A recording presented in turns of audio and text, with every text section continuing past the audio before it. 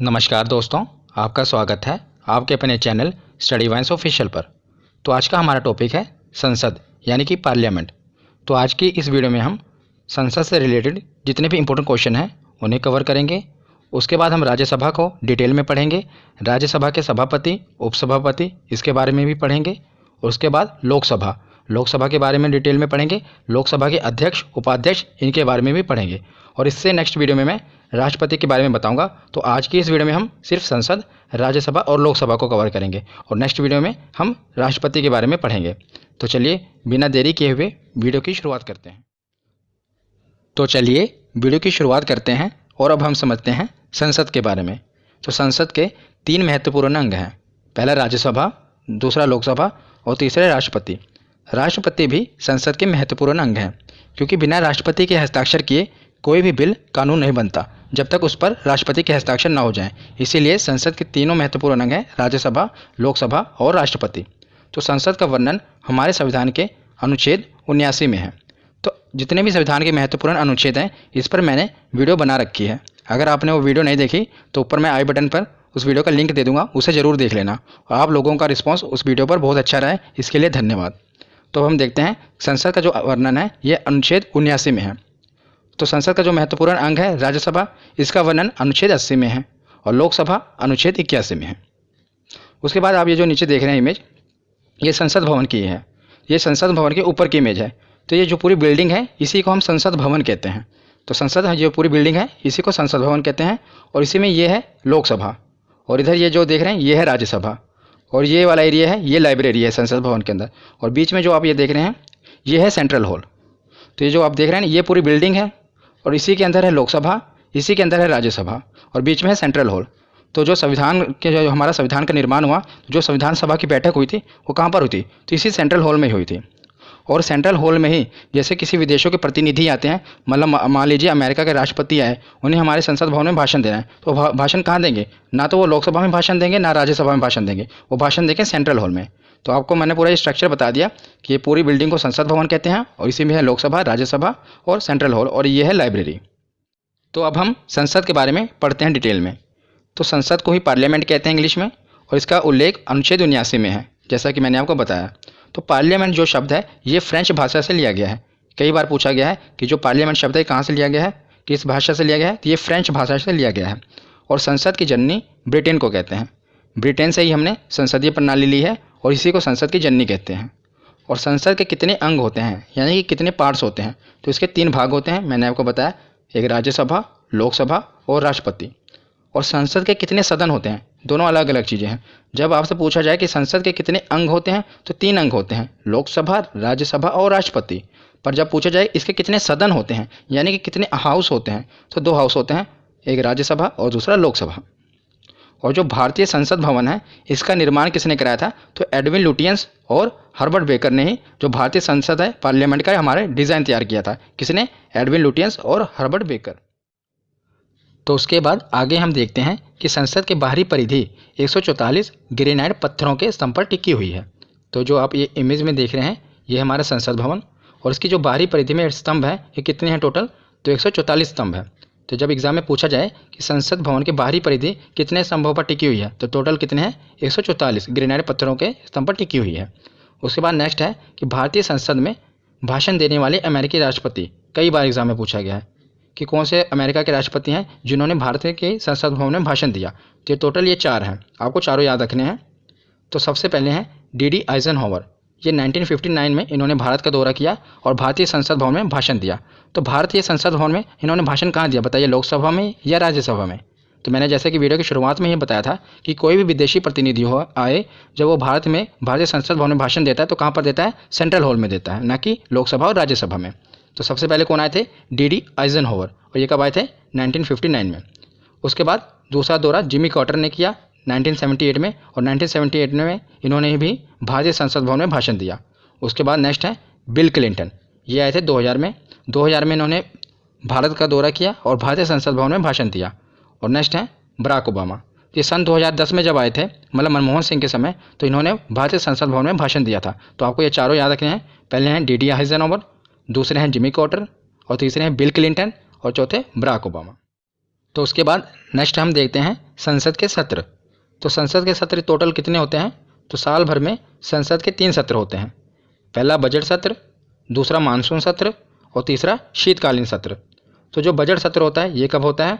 तो ये फरवरी से लेकर मई तक होता है। इसे बजट सत्र क्यों कहते हैं? क्योंकि इसी सत्र में भारत का बजट पेश किया जाता है, इसीलिए इसे बजट सत्र कहते हैं। दूसरा होता है मानसून सत्र, ये होता है जुलाई से लेकर सितंबर तक। और तीसरा होता है शीतकालीन सत्र, ये होता है नवंबर से लेकर दिसंबर तक। और जब पूछा जाए कि सबसे बड़ा सत्र कौन सा होता है, तो बजट सत्र, इसका समयकाल ज़्यादा है, फरवरी से लेकर मई तक। और सबसे छोटा सत्र कौन सा होता है? तो ये शीतकालीन सत्र, नवंबर से दिसंबर तक। तो ये तीनों याद रखिएगा। तो संसद भवन के बारे में बस हमें उतना ही पढ़ना था। अब हम पढ़ते हैं लोकसभा और राज्यसभा के बारे में। तो लोकसभा और राज्यसभा के कुछ अन्य नाम भी हैं जो सीधा वन लाइनर क्वेश्चन पूछ लिए जाते हैं कि बताइए निम्न सदन किसे कहते हैं, उच्च सदन किसे कहते हैं। तो मैंने एक ही स्लाइड में सभी को कवर कर दिया।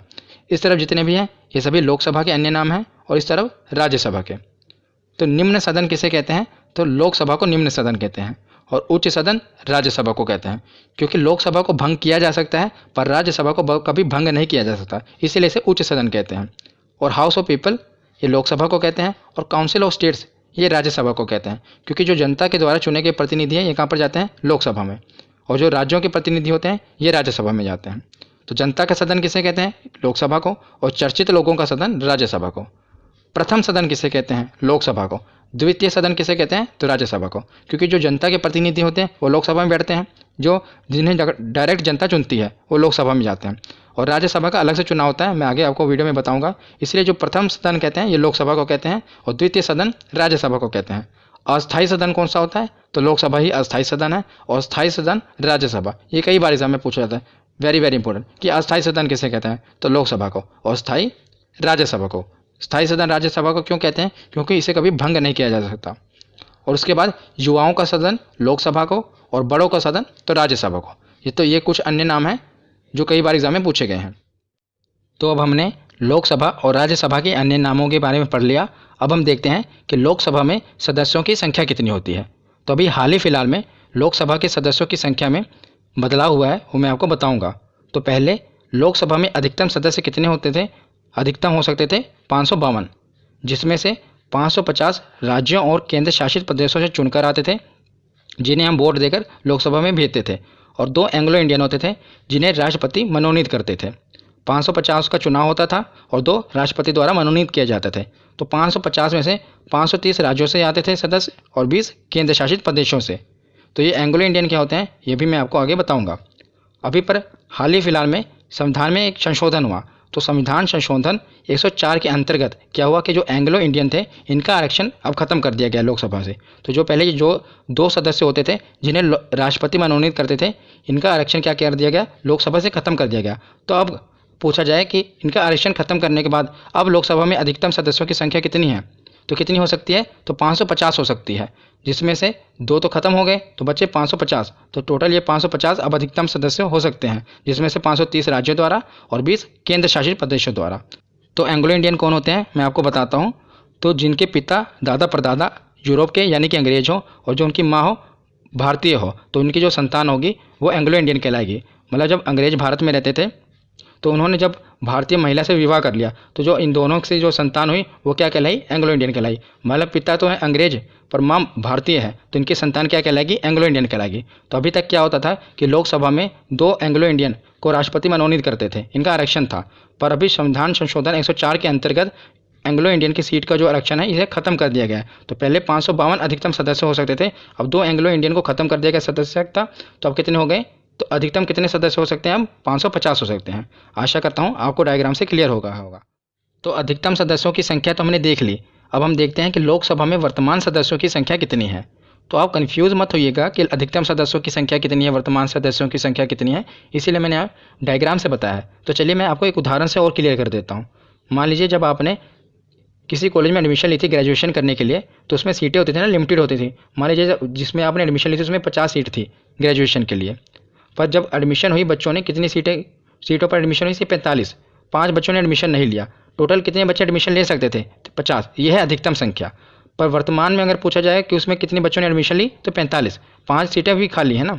उसी प्रकार लोकसभा में अगर बात की जाए अधिकतम सदस्यों की संख्या तो पहले 552 थी पर अब कितनी है? 550।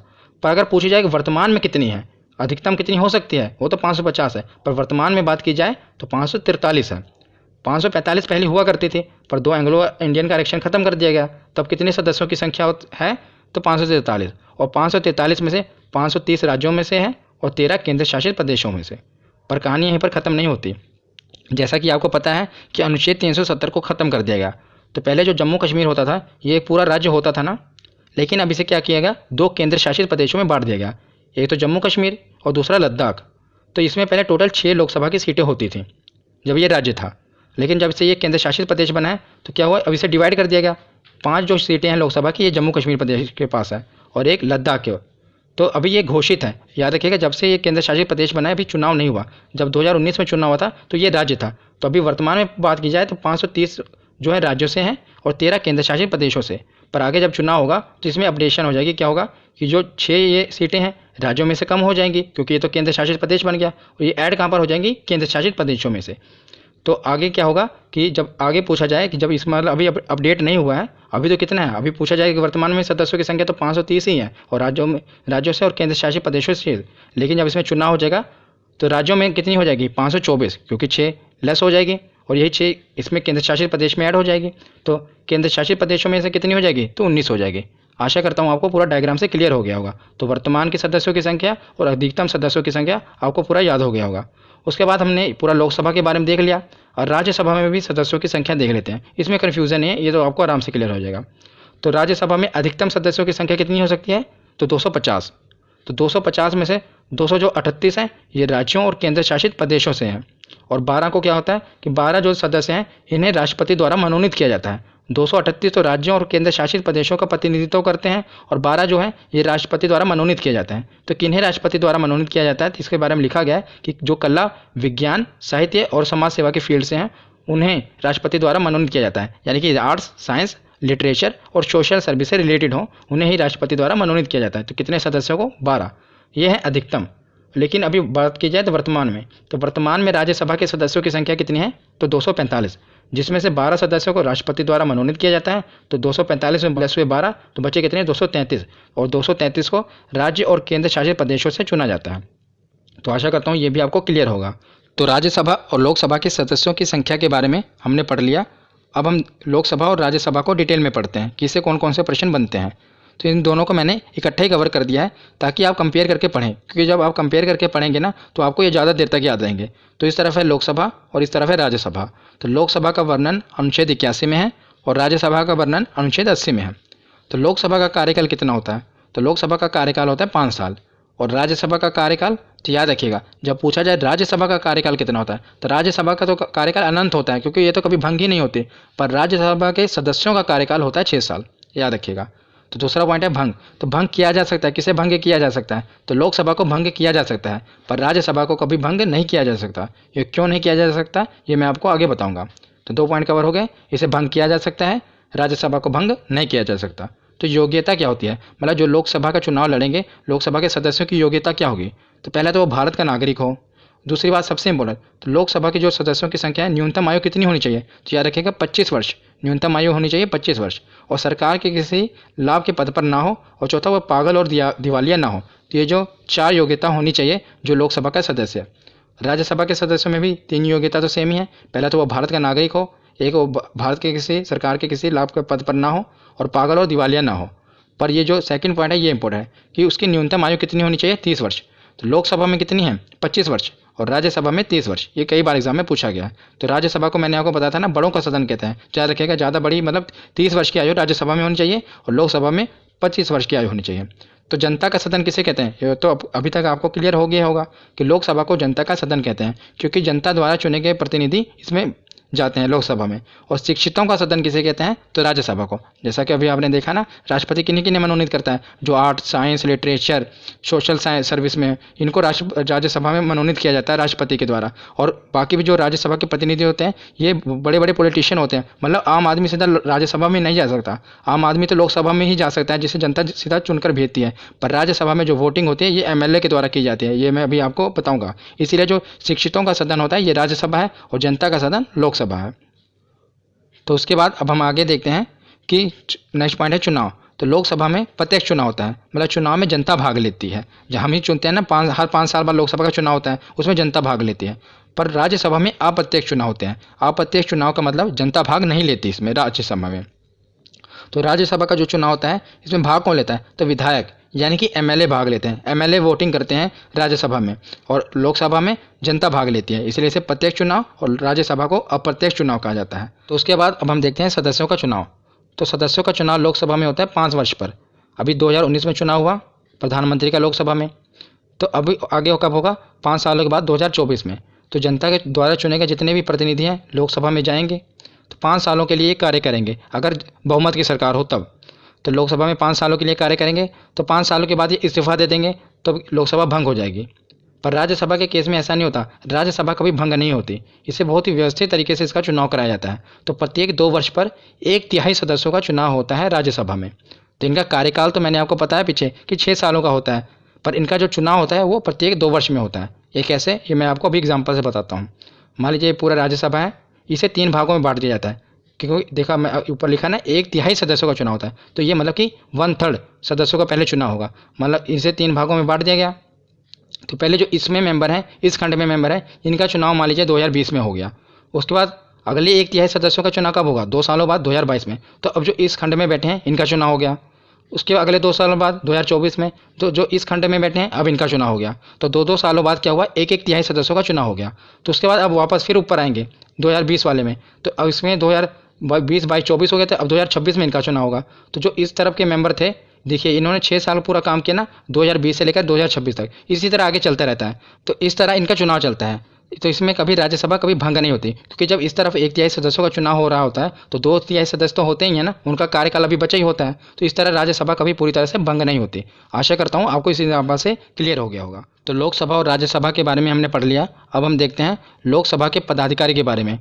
तो लोकसभा के पदाधिकारी का वर्णन संविधान के अनुच्छेद 93 में है। तो लोकसभा के पदाधिकारी कौन कौन है? तो अध्यक्ष और उपाध्यक्ष। जिस प्रकार स्कूल में प्रिंसिपल और वाइस प्रिंसिपल होते हैं ना, पूरे स्कूल का संचालन करते हैं, उसी प्रकार लोकसभा के जो कार्य हैं इसका संचालन कौन करता है? तो अध्यक्ष करता है। तो सबसे पहले हम देखते हैं प्रोटेम स्पीकर, कि आखिर प्रोटेम स्पीकर कौन होता है। तो ये लोकसभा का अस्थायी अध्यक्ष है, और प्रोटेम स्पीकर को राष्ट्रपति नियुक्त करता है। जब चुनाव होते हैं, जैसे अभी 2019 में चुनाव हुआ, हमने लोकसभा में सदस्यों को भेजा, कितने अभी मैंने आपको बताया कि वर्तमान में कितने हैं? तो 543 है। तो 543 जब सदस्य लोकसभा में जाएंगे तो इनको शपथ दिलाएगा कोई ना कोई। तो इसके लिए क्या करते हैं, राष्ट्रपति पहले एक प्रोटेम स्पीकर को नियुक्त कर देते हैं कि भाई जितने भी अब सदस्य हैं इनको आप शपथ दिलाओ। तो सबसे पहले प्रोटेम स्पीकर क्या होता है, इसका काम क्या होता है कि लोकसभा के जितने भी नए सदस्य हैं इनको शपथ दिलाता है, उनके मतलब सदस्यता के लिए, लोकसभा की सदस्यता के लिए। जब शपथ दिला देते हैं उसके बाद प्रोटेम स्पीकर का जो है काम खत्म हो जाता है, तो इसीलिए उन्हें अस्थायी अध्यक्ष कहा जाता है। तो वर्तमान में प्रोटेम स्पीकर कौन थे?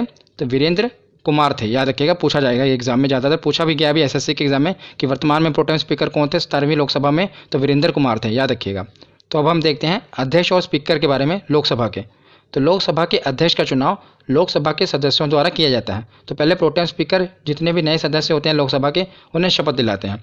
उसके बाद जब वो सदस्य बन जाते हैं लोकसभा के, तो वो क्या करते हैं, अपने में ही लोकसभा का एक अध्यक्ष का चुनाव कर लेते हैं। तो जो लोकसभा के अध्यक्ष का चुनाव होता है ये लोकसभा के सदस्यों द्वारा ही किया जाता है। और याद रखिएगा कि लोकसभा के अध्यक्ष के रूप में इन्हें अलग से शपथ नहीं लेना पड़ता। एक बार तो इन्हें प्रोटेम स्पीकर शपथ दिला देते हैं ना लोकसभा के सदस्य की, उसके बाद जब ये अध्यक्ष बनते हैं तो इन्हें अलग से फिर लोकसभा के अध्यक्ष के रूप में कोई शपथ लेना नहीं पड़ता। एग्जाम में पूछा जाता है कि लोकसभा के अध्यक्ष के रूप में शपथ लेना पड़ता है, तो याद रखिएगा नहीं लेना पड़ता।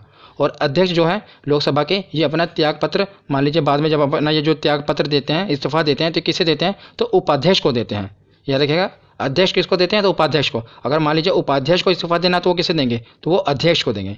ये दोनों एक दूसरे को अपना इस्तीफा देते हैं। और बात करें वर्तमान में लोकसभा के अध्यक्ष कौन है, तो याद रखिएगा ओम बिरला, ये वर्तमान में लोकसभा के अध्यक्ष हैं। तो अब हम नेक्स्ट देखते हैं लोकसभा के अध्यक्ष के कार्य और अधिकार। तो पहला पॉइंट है कि लोकसभा के सभी कार्यों का सही रूप से संचालन करना और नियंत्रण करना, ये किसका काम है? लोकसभा के अध्यक्ष का। दूसरा पॉइंट है कि लोकसभा का अध्यक्ष ही संयुक्त अधिवेशन की अध्यक्षता करता है। जब मतलब कोई भी बिल हो जिस पर चर्चा करना बहुत ही महत्वपूर्ण हो, तो लोकसभा और राज्यसभा का संयुक्त अधिवेशन बुलाया जाता है। और जो संयुक्त अधिवेशन बुलाया जाता है इसकी अध्यक्षता कौन करता है? तो लोकसभा का अध्यक्ष ही इसकी अध्यक्षता करता है। तीसरा पॉइंट है कि जब किसी विधेयक पर निर्णय न निकल पा रहा हो तो लोकसभा का अध्यक्ष निर्णायक मत दे सकता है। बहुत इंपॉर्टेंट है। मान लीजिए लोकसभा में कोई बिल आया जिस पर वोटिंग चल रही हो और 50% वोटिंग उसके फेवर में हो और 50% वोटिंग उसके फेवर में ना हो, तो अब निर्णायक मत कौन दे सकता है? तो लोकसभा का अध्यक्ष निर्णायक मत दे सकता है। मान लीजिए उसने अपने वोटिंग जो है लोकसभा के अध्यक्ष ने फेवर में दे दी, तो ये बिल पास हो जाएगा। अगर फेवर में उन्होंने वोटिंग नहीं दी तो ये बिल पास नहीं होगा। तो निर्णायक मत कौन दे सकता है? तो लोकसभा का अध्यक्ष दे सकता है, जब मान लीजिए बिल 50-50 वाली पोजीशन में आ जाए तब। तो फोर्थ पॉइंट है, धन विधेयक का निर्धारण लोकसभा का अध्यक्ष करता है। तो धन विधेयक क्या है, ये मैंने संविधान के महत्वपूर्ण अनुच्छेद वाली वीडियो में बता रखा है, आप वो वीडियो जरूर देख लेना। नेक्स्ट पॉइंट है कि अगर लोकसभा का कोई अध्यक्ष 60 दिनों तक बिना अनुमति लिए संसद के अधिवेशन से अनुपस्थित रहता है तो उसकी सदस्यता को समाप्त किया जा सकता है। तो लोकसभा का अध्यक्ष जो है उसकी सदस्यता को समाप्त कर सकता है, मतलब सदन उसकी अध्यक्षता को समाप्त कर सकता है कि कोई भी मान लीजिए जो सदस्य है लोकसभा का वो 60 दिनों तक बिना अनुमति लिए संसद का अधिवेशन है उसमें अनुपस्थित रहता है। अगर अनुमति ले ली फिर तो कोई बात नहीं है, अगर अनुमति नहीं ली, अगर लगातार 60 दिनों तक अधिवेशन में भाग नहीं लिया तो उसकी सदस्यता को खत्म किया जा सकता है। ये भी लोकसभा के अध्यक्ष में पावर है, ठीक है, याद रखिएगा। उसके बाद ये दो काफ़ी इंपॉर्टेंट है, काफ़ी बार एग्जाम में पूछे गए हैं कि पहले लोकसभा के अध्यक्ष कौन थे? तो गणेश वासुदेव मावलंकर ये पहले लोकसभा के अध्यक्ष थे। और पहली महिला अध्यक्ष कौन थी? तो मीरा कुमार, कुमारी नहीं है, याद रखिएगा, कुमार है, मीरा कुमार ये पहली महिला अध्यक्ष थी लोकसभा की। तो लोकसभा के पदाधिकारी के बाद अब हम देखते हैं राज्यसभा के पदाधिकारी के बारे में। तो राज्यसभा का पदाधिकारी का वर्णन अनुच्छेद 89 में है। तो लोकसभा का पदाधिकारी कौन होते थे? अध्यक्ष और उपाध्यक्ष। और राज्यसभा के पदाधिकारी होते हैं सभापति और उपसभापति। तो अब हम देखते हैं सभापति के बारे में।